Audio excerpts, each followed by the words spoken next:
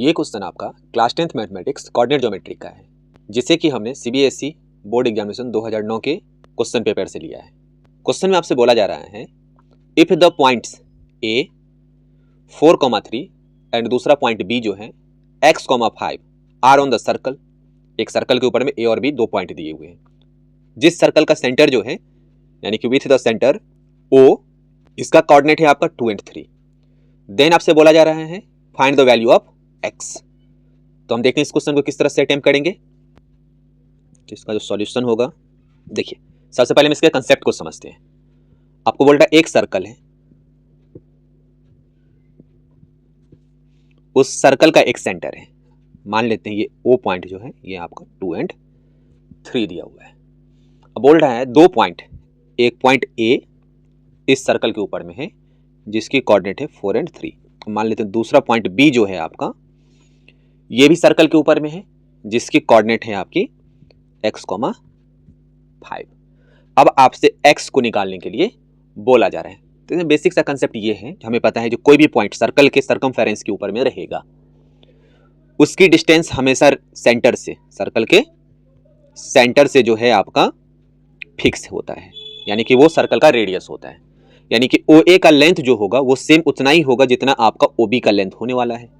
अब हमें कुछ नहीं करना है, अब हमें जो डिस्टेंस फॉर्मूला पता है, जैसे मान के चलो एक कोऑर्डिनेट P है जो कि आपका x1 एंड y1 दिया हुआ है, और दूसरा कोऑर्डिनेट अगर Q है वो आपका x2, y2 दिया हुआ है। तो PQ का जो लेंथ निकालते हैं ना हम, वो होता है आपका x2 माइनस x1 का होल स्क्वायर। इसमें ऑर्डर इंपॉर्टेंट नहीं रखता है, अगर आपको कंफ्यूजन हो तो आप x1 माइनस x2 भी करेंगे तो स्क्वायर है, नेगेटिव टर्म कैंसिल हो जाएगा, प्लस y2 माइनस y1 का होल स्क्वायर। अब देखो इस फॉर्मूले से जो AO का लेंथ होगा उतना ही OB का लेंथ होना चाहिए, और इसमें एक ही वैल्यू निकालनी है x, यानी कि एक कंडीशन सफिशिएंट है एक वेरिएबल को निकालने के लिए। तो हम इसी कंसेप्ट का यूज करके इसको सॉल्व करके निकाल लेंगे। तो हम देखते हैं।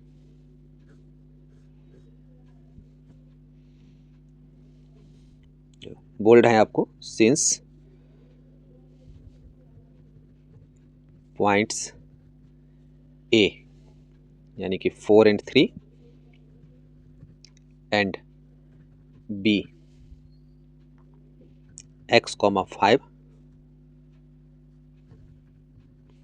lies on the circle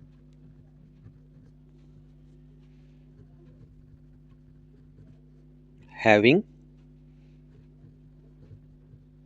center O जिसकी कोऑर्डिनेट है 2 and 3।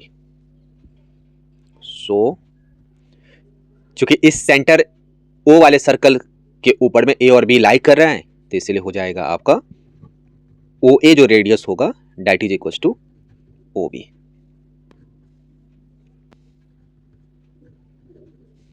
इज इक्वल टू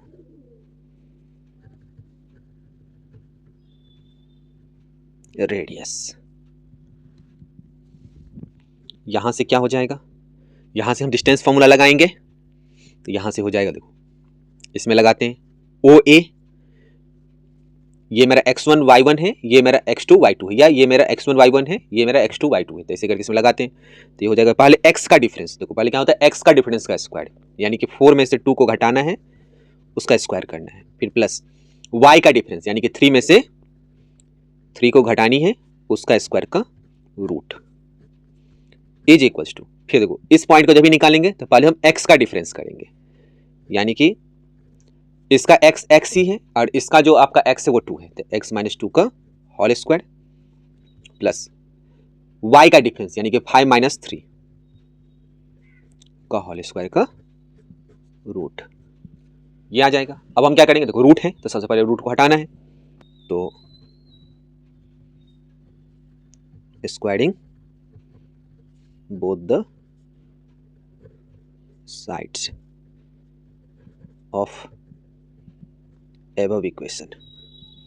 यहां से क्या हो जाएगा, रूट हट जाएगा तो ये हो जाएगा आपका, मैं इसको कैलकुलेट करके ही लिख देता हूं। देखो 4 माइनस 2 यानी कि 2 बचेगा, तो 2 का स्क्वायर। अब देखो 3 माइनस 3 तो ये कट करके 0 हो जाएगा, यानी कि 0 का स्क्वायर। इज इक्वल्स टू, इसको लिखेंगे x माइनस 2 का होल स्क्वायर प्लस 5 में से 3 गया तो 2 हो जाएगा, यानी कि 2 का स्क्वायर। अगेन क्या देख रहे हैं हम, इधर भी 2 का स्क्वायर है, इधर भी 2 का स्क्वायर है, इसको कैंसिल कर लेते हैं। तो यहां से हो जाएगा x माइनस 2 का whole square is equals to 0। अब देखिए इधर स्क्वायर है, स्क्वायर को कैंसिल करेंगे, ये हो जाएगा आपका x minus 2 is equals to 0 का रूट, तो 0 का रूट 0 ही होगा, ठीक है, इसीलिए x इज इक्वल्स टू 2 हो गया। Hence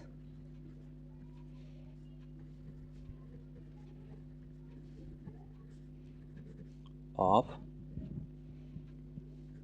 b is equals to, देखो x, 5 था तो इसे लिखेंगे हम 2,5, यानी कि x की वैल्यू 2 इसका आंसर हो गया।